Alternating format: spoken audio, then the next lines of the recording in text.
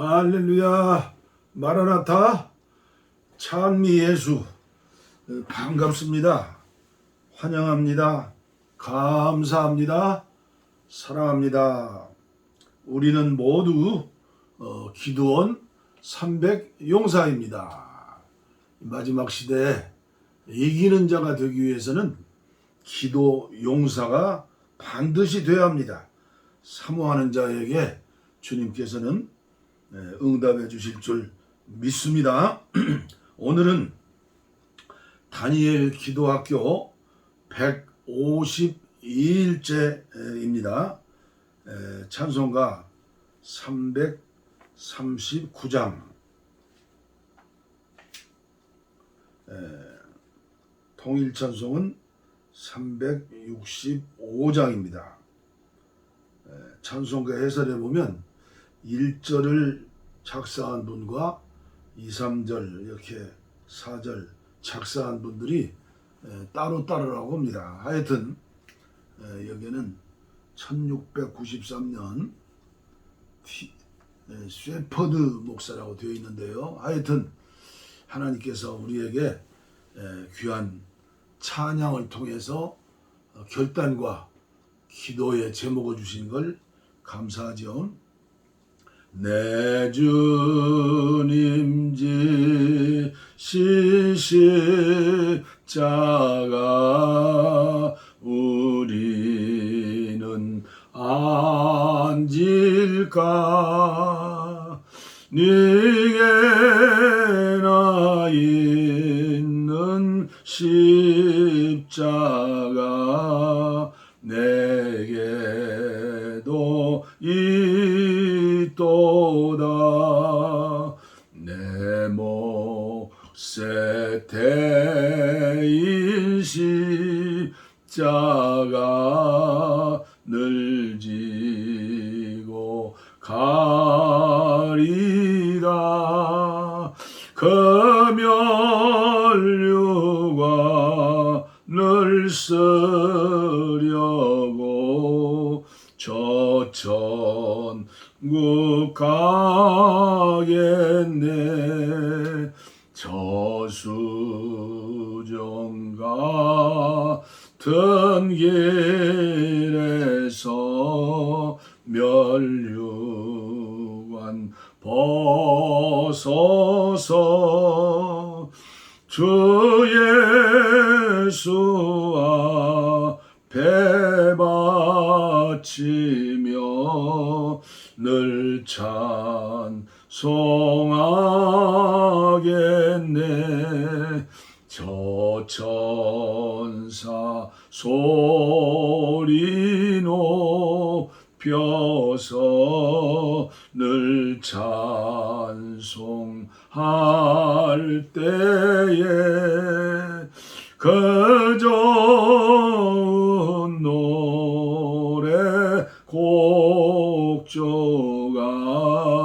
참 아름답도다. 금연류관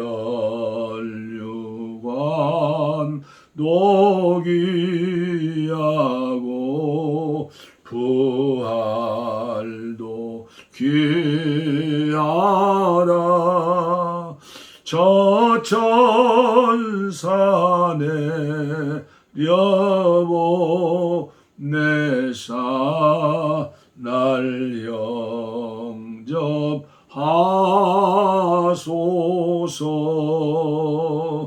아멘. 아멘. 오늘 하나님 말씀은 마태복음 16장 13절 말씀부터 봉독에 올리겠습니다.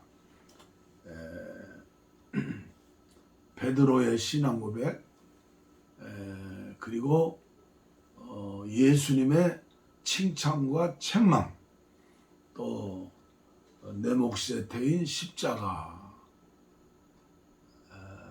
십자가 없는 멸류관은 없죠. 오늘 거룩한 주일인데 어제부터 이제 성경을 다시 한 사이클 요한계시록까지 이제 4번째 읽고 듣는 거죠. 어제부터 창세기부터 오늘 지금 오후 5시 10분인데 사사기까지 유튜브로 들었습니다. 그리고 한 가지를 생각해 봤어요. 예수님 나를 위해 죽었으니 나도 예수를 위해 죽겠다. 이 신앙을 그만두고라도 구약성경에 말씀해 보면 율법이죠. 613행경 중에 제일 첫째, 둘째가 하는 계명이 뭐예요? 안식일의 계명이에요. 그런데 지금은 복음 시대니까 구약 시대는 안식일 날 나무로 불만 떼어도 죽이는 거예요. 거룩하신 하나님 앞에 거룩하신 예배를 드리지 않고 이 안식일을 우리에게 이제 주님 부활하신 날 부활절로 주셨는데 날마다 365일이 안식일이고 부활주일이고 우리가 그런 예배적인 삶을 살아야 하는데 오늘 보니까 고속도로 영동고속도로죠. 이제 어제 그제 와가지고 이제 오늘 가는 거예요. 12시도 안 됐는데 뭐 서울 가는 상행선이 막 엄청나게 막 빛의 속도로 달려가고 이 시골에서도 보면 정말 기쁨으로 기다리며 주일 성수하는 사람 많지 않은 것 같아요. 그냥 주일 성수, 주일 예배 인도하고 그냥 하나님 안녕히 계십시오 하는 것 같고 또 주일날 더 설명하지 않겠어요. 그 모습이 내 모습은 아니겠는가. 이만큼 하나님께서 넉넉한 생활을 할 수 있도록 주셨는데 너무나 세속화되고 타락하게 된 거죠. 왜 그럴까요? 다윗은 고난 가운데 왕이 되었어요. 사울이 죽이려고 하니까 10년 동안 도망다니고 뭐 얼마나 어려움 당했어요. 그의 아들 솔로몬은 1000번전 제사를 드리고 어마어마한 뭐 축복이라고 그러죠. 성전 짓고. 그런데 끝을 보면 처첩이 1000명이고 완전히 타락한 사람이에요. 그 모습이 나의 모습이고 우리의 모습이 아니겠는가. 그 마음으로 오늘 본문 제가 봉독해 드리겠습니다. 물론 유진 피터슨의 메시지 성경입니다. 주님은 메시아이십니다. 예수께서 빌립보의 가이사라에 있는 마을에 이르러 제자들에게 물으셨다. 사람들이 인자를 누구라 하더냐? 제자들이 대답했다. 세례자 요한이라고 하는 사람들도 있고 엘리야라고 하는 사람들도 있고 에레미야라 다른 예언자 가운데 한 사람이라고 하는 사람들도 있습니다.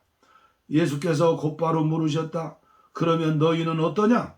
너희는 나를 누구라고 하느냐? 시몬 베드로가 말했다. 주님은 살아계신 하나님의 아들이시며 그리스도 곧 메시아이십니다. 예수께서 대답하셨다. 요나의 아들 시몬아, 너는 하나님의 복을 받았다. 너의 그 대답은 책이나 교사들에게서 나온 것이 아니다. 하늘에 계신 내 아버지 하나님께서 친히 내게 참으로 내가 누구인지 그 비밀을 알려주셨다. 이제 내가 누구인지 참으로 내가 누구인지 내가 알려주겠다. 너는 베드로 곧 바위다. 이 바위 위에 내가 내 교회를 세울 것이다. 그 교회는 지옥의 문들조차 막아서지 못할 만큼 세력이 널리 뻗칠 것이다. 그것이 다가 아니다. 너는 어떤 문이라도 여는 열쇠를 받아서 하나님 나라에 아무 제약 없이 자유롭게 드나들게 될 것이다. 하늘과 땅, 땅과 하늘 사이에 더 이상 장벽이 없을 것이다. 땅에서 예는 하늘에서도 예이고 땅에서 아니오는 하늘에서도 아니오이다. 예수께서는 제자들에게 비밀을 지킬 것을 엄히 명하셨다. 그리고 그분이 메시아이심을 아무에게도 말하지 않겠다는 다짐을 그들에게서 받으셨다. 예수께서 이제 자신이 예루살렘으로 가서 종교 지도자들의 손에 처참한 고난을 받아 죽임을 당하고 사흘째 되는 날에 다시 살아나야 할 것을 제자들에게 밝히 말씀하셨다. 베드로가 그분을 붙들고 항의했다. 원어에 보면 꾸짖었다고 그러죠.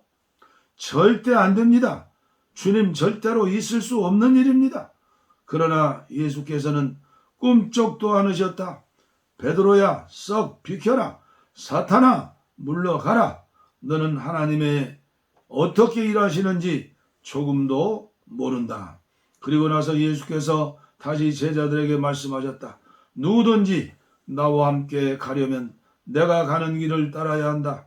결정은 내가 한다. 너희가 하는 것이 아니다. 고난을 피해 달아나지 말고 오히려 고난을 끌어안아라. 나를 따라오너라. 그러면 내가 방법을 일러주겠다. 자기 스스로 세우려는 노력에는 아무 희망이 없다. 자기를 희생하는 것이야말로 너희 자신, 곧 너희의 참된 자아를 찾는 길이며 나의 길이다.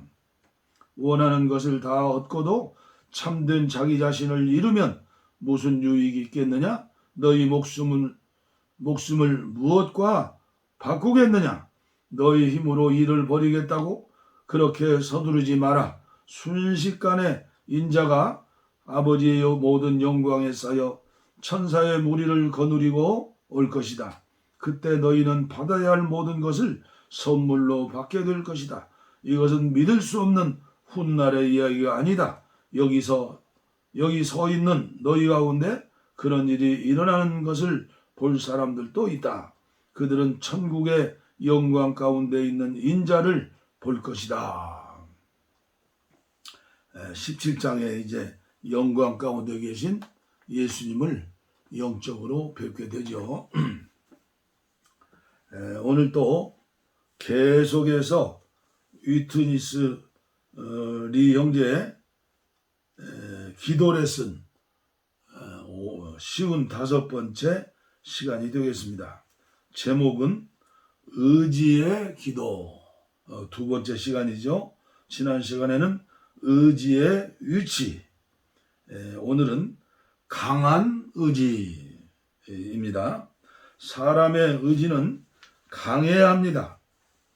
감정은 부드러워야 하지만 의지는 부드러워서는 안 됩니다. 부드러운 의지를 갖는 것은 의지가 없는 것과 같습니다. 예를 들면 자동차의 제동장치가 부드럽다면 어떻게 여러분이 그 차를 멈출 수 있게 하시겠습니까? 배의 키가 종이로 만들어졌다면 그것은 키로서 구실을 다 할 수 없습니다. 키가 단단하고 강한 것은 아주 중요한 일입니다. 이와 같이 사람의 의지가 강하지 않는다면 효과적으로 기능을 발휘할 수 없습니다. 죽음에 이르기까지 주님을 신실하게 따르고 변치 않고 그의 위치를 유지하는 사람은 강한 의지를 가진 사람입니다. 모든 순교자는 확고하고 강한 의지를 가진 사람입니다. 마르틴 루터나 존 위클리프, 그 종교 개혁자들을 생각해 보세요. 그들은 강하고 굳은 의지를 가진 사람들이었습니다. 그래서 위대한 종교 개혁을 한 것입니다. 또한 다니엘의 세 친구들을 보세요. 극렬히 타는 풀무불의 시련은 그들에게 참으로 굳은 의지가 없다면 우리의 기도는 오래 지속될 수도 없고 신앙절개를 지킬 수도 없을 것입니다. 우리 주님께서는 기도에 대해서 말씀하셨죠. 깨어 기도해라. 항상 기도하라. 한 시간도 깨어서 기도할 수 없느냐? 깨어서 항상 기도할 수 있기 위해 우리에게는 강하고 굳건한 의지가 필요합니다. 해파리 같은 사람은 결코 깨어 있을 수 없습니다. 기도할 수 없습니다. 그는 다만 가끔 기도할 수 있을 것입니다. 그는 기도하는 것을 견딜 수 없을 것입니다. 기도는 섬세한 것이지만 굳은 의지를 필요로 합니다. 다니엘이 그의 백성을 위해서 기도했던 첫날부터 그의 기도의 말이 하나님께 전달되었습니다. 하나님은 한 천사를 보내시어 그의 기도에 응답하셨습니다. 그러나 그 천사는 공중에서 악한 주관자의 저항에 부딪혔고 3주일 동안 싸운 후 지상에 도착할 수 있었습니다. 그동안 지상에 있었던 다니엘은 3주 동안 기도를 계속하기 위해 굳은 의지가 필요했던 것입니다. 합당하게 또한 끊임없이 기도할 줄 아는 사람 중에 약한 의지를 가진 사람은 한 사람도 없습니다. 그러한 사람에게는 모두 강한 의지가 있습니다. 타락한 사람들에게는 여러 가지 비정상적인 상태가 있습니다. 의지가 강해야 하지만 그렇지 않고 생각이 맑아야 하지만 그렇지 않고 감정이 풍부해야 하지만 그렇지 않습니다. 왜 그럴까요? 그러나 영적인 사람에게는 그의 생각은 맑고 풍성하고 또 아름답고 그의 감정은 확실히 절제되어 있으며 그의 의지는 분명히 강하고 확고합니다. 우리는 자주 사람은 담대한다고 설교를 하고 말을 합니다. 그러나 의지가 약한 사람은 결코 담대할 수가 없습니다. 담대한 사람들은 모두 의지가 강한 사람들입니다. 다니엘의 세 친구들이 풀무불 곁에 있을 때 참으로 담대했던 이유는 그들의 의지가 매우 강했기 때문입니다. 그러한 담대함은 그들의 강한 의지에서 나온 것입니다. 어떤 사람들은 아주 약해서 위협하는 작은 말에도 쉽게 겁을 먹을 수 없었습니다.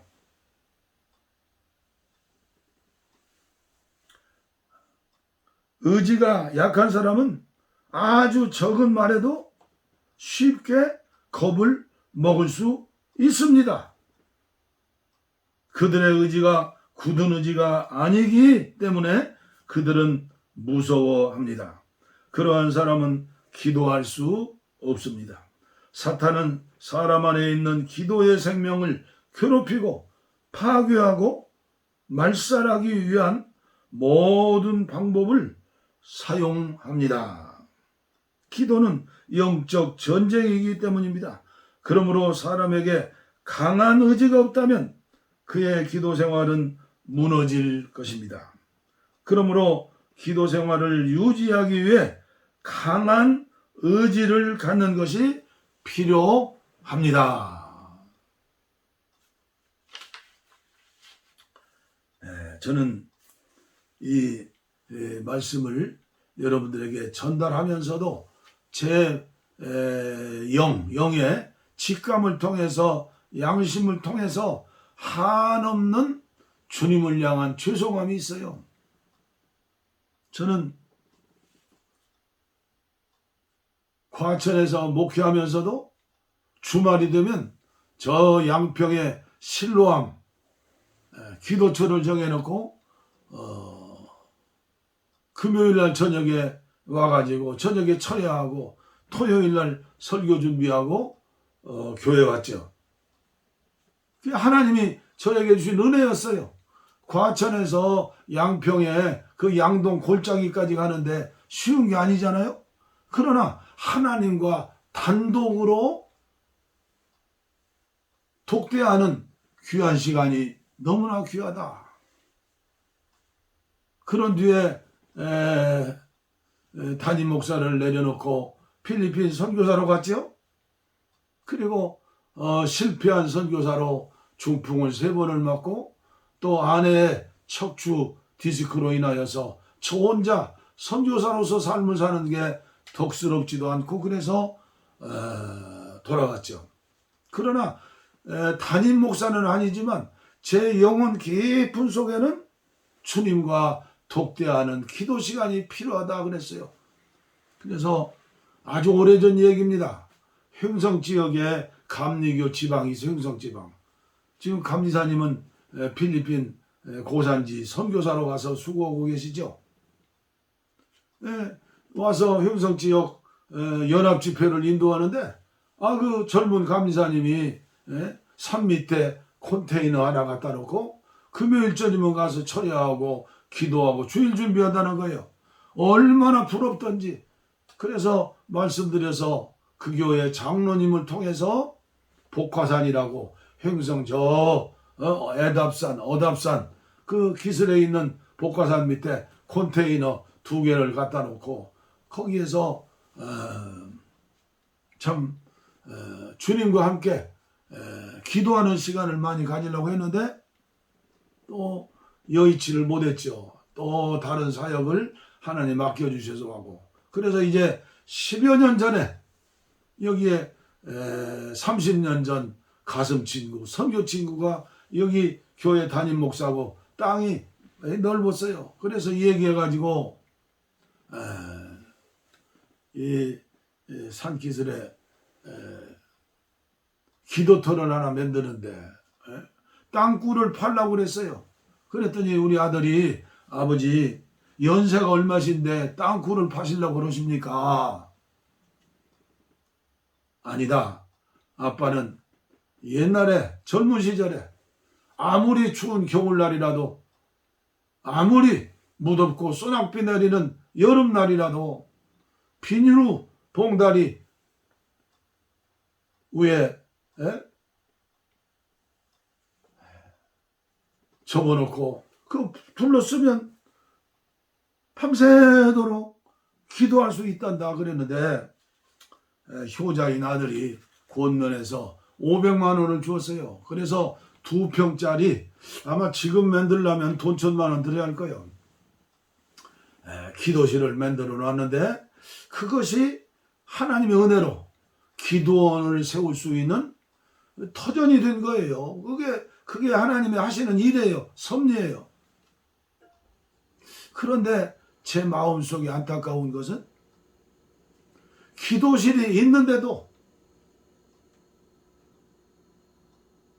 밤을 새워 철야하고 하나님 앞에 부르짖어야 하는데 이 몸이 늙었다는 핑계로 또 그걸 24시간 전기를 틀어놓으면 전기세가 많이 나가니까 그걸 전략한다고 그래서 겨울에는 그 구국 기도실에 가지 못하고 그래서 제가 이런 말씀을 증거하면서 다시 결심하는 거예요. 그 젊은 날에 뜨거웠던 열정을 가지고 하나님 앞에 기도해야지. 오늘 제가 말씀을 전하면서 제 마음속에 다시 회개하는 마음으로 결단하는 거예요. 우리 한국교회 코로나19를 맞이해서 우리의 모습을 보세요. 지금 정상적인가?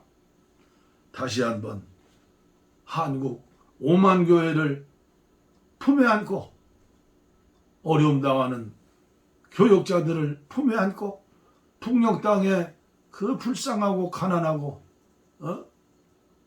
버림받은 2,500만 내 동족의 구원과 생명을 위해서 우리 함께 기도해야겠다는 그런 의지를 가지고 하나님 앞에 기도하러 나갈 때에 하나님께서 성령의 기름 부음으로 기도할 수 있는 힘과 능력을 주시는 거예요.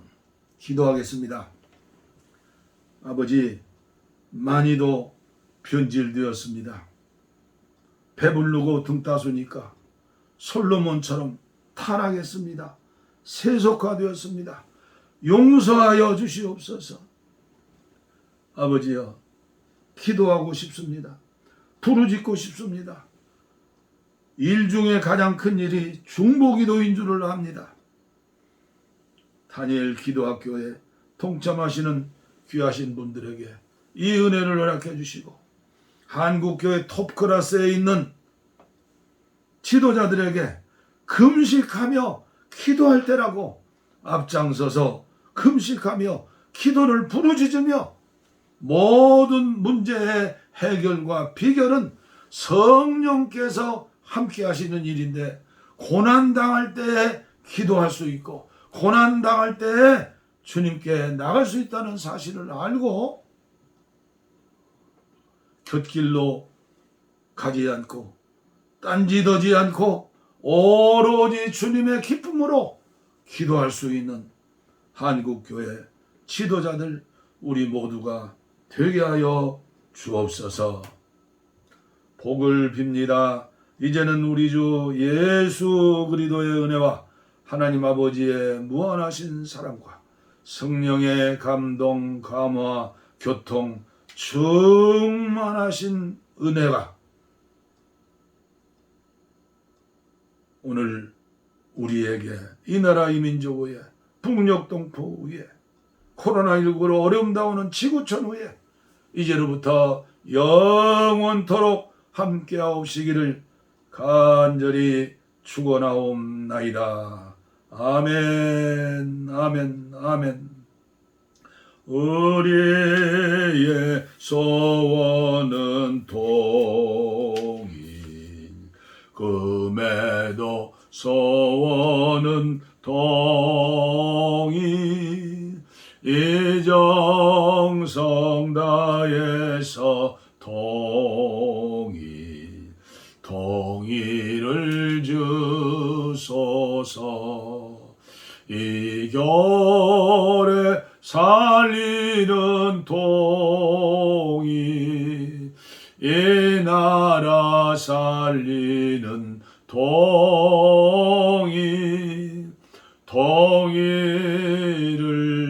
주시옵소서.